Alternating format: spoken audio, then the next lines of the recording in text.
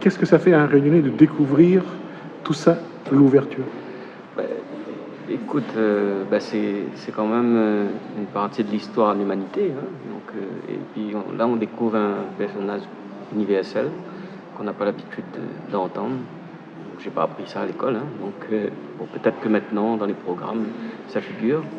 Mais vraiment, c'est quelque chose d'important parce que ça donne une autre image de l'homme africain, de l'homme noir. Parce qu'on a parfois l'impression que les hommes noirs, ils ne sont pas capables de réfléchir, ce ne sont pas des leaders, alors que là, c'est tout le contraire qu'on est en train de découvrir, quoi. La lutte contre l'esclavage dans les Caraïbes, en Haïti, à Saint-Domingue et dans l'océan Indien, à La Réunion, à l'île Maurice, est-ce qu'il y a des similitudes dans cette lutte contre l'esclavage? Est-ce qu'il y a eu des similitudes dans cette lutte contre l'esclavage? Disons que depuis hier, les chercheurs sont arrivés, donc on les a accueillis, on a discuté. Et moi, il y a quelque chose qui m'a assez frappé, c'est qu'il y a des similitudes dans les comportements des gens.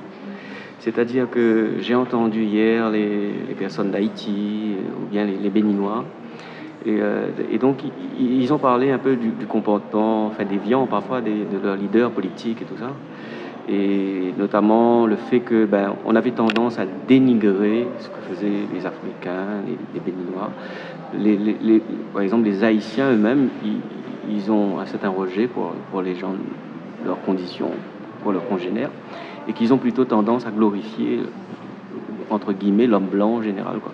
Et donc, ça, c'est une caractéristique, me semble-t-il, qu'on retrouve à La Réunion. Quand nous, on parle de Gouyave de France, je crois, hein, donc, et c'est assez incroyable de voir que finalement, on a une histoire commune, et du coup, les problématiques d'aujourd'hui que nous, on a, on les retrouve ailleurs, présentées un petit peu différemment, quoi. Alors, justement, qu'est-ce qu'il faut que le Réunionnais, dans toute sa dimension, essaye d'appréhender dans l'histoire de Toussaint Louverture pour voir là aussi une volonté d'abolir l'esclavage, d'émanciper l'homme noir, de s'émanciper tout simplement? Disons que ce que l'on doit retenir, c'est que l'universalisme, c'est pas quelque chose qui est seulement la panacée des Européens, quoi. C'est-à-dire que même Toussaint Louverture, il porte en lui une part d'universalisme. Et finalement, ça, on le sait pas assez, quoi. Parce qu'on a tendance plutôt à nous dire, par exemple, nous, ici, on nous dit, oui, Sarada, il a fait beaucoup de choses. Et puis, finalement, Sarada, il est venu en tant que messager. Il est juste venu annoncer.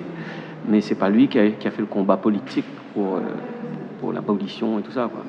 Et donc, moi, je crois que c'est ça qui est à retenir. Et puis, il faut quand même fouiller cette histoire. Je crois que demain, il y aura aussi des interventions qui portent sur les aspects psychanalytiques, hein, et je crois que là, il y a des choses à découvrir, parce que ça nous permet de comprendre un peu les difficultés que peuvent rencontrer parfois les Réunionnais, les hontes, les peurs, etc. Ce que la neuroscience appelle la transmission intergénérationnelle. Oui, voilà. C'est la transmission de génération en génération, des peurs, des angoisses, de toute la souffrance de l'esclavage. C'est ce que le Réunionnais doit aussi appréhender aujourd'hui. Oui, je pense. Et là, vraiment, j'invite les gens à venir voir, parce j'ai discuté hier avec une des spécialistes du Bénin, donc elle m'expliquait un peu les expériences qu'ils ont fait sur des souris, etc. Et comment on a pu constater que finalement, les mammifères, ils enregistrent dans leur gène certains traumatismes, et même les générations suivantes qui n'ont pas subi ces traumatismes, finalement, on retrouve chez eux des craintes, des peurs, etc. Donc je pense que c'est quelque chose qui est assez intéressant à écouter, quoi. Ça peut nous apprendre à mieux nous connaître nous-mêmes. Avant la dernière question, Frédéric Véfour, finalement, l'abolition de l'esclavage a été en fait en 1848, mais les chaînes, finalement, se transmettent de génération en génération. Comment le peuple réunionnais, dans toute sa dimension, doit vraiment et définitivement se libérer des chaînes de l'esclavage et du passé? Alors là, c'est une question compliquée. Bon, je prétends pas avoir la réponse comme ça, mais sans doute, il faut on apprenne à se connaître, et puis il faut aller vers son histoire. Il faut essayer. Et puis, vous voyez, c'est là où on voit toute l'importance de la culture. l'aspect patrimonial, l'aspect historique des choses. Et il ne faut pas qu'il y ait une seule histoire. Il faut justement essayer de faire une histoire universelle. Et d'ailleurs, moi, ce que j'aimerais souligner là, ce que je regrette un peu, parce que bon, normalement, on avait prévu de faire visiter la prison à nos invités étrangers.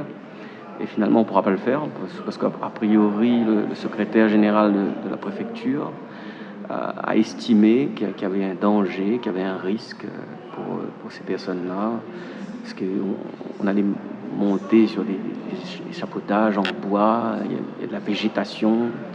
La directrice de la DAP, me semble-t-il, a parlé de moustiques, de rats. Bon, il y a quelques semaines, on a visité la prison Juliette Dodu avec l'expert. On a passé 2 jours. Bon, c'était fatigant, hein, dans tous les allées, les couloirs. On est allé à tous les niveaux. Je n'ai pas vu de moustiques. Je ne dis pas qu'il n'y en a pas, hein, mais j'en ai pas vu. Je ne pense pas avoir été piqué. Je n'ai pas eu la dengue. Je n'ai pas vu de rats. Alors, vous voyez, moi, je trouve que cet argument, c'est un peu gros. Moi, je pense, au contraire, que le problème, là, c'est qu'il y a une gêne de la part de l'institution.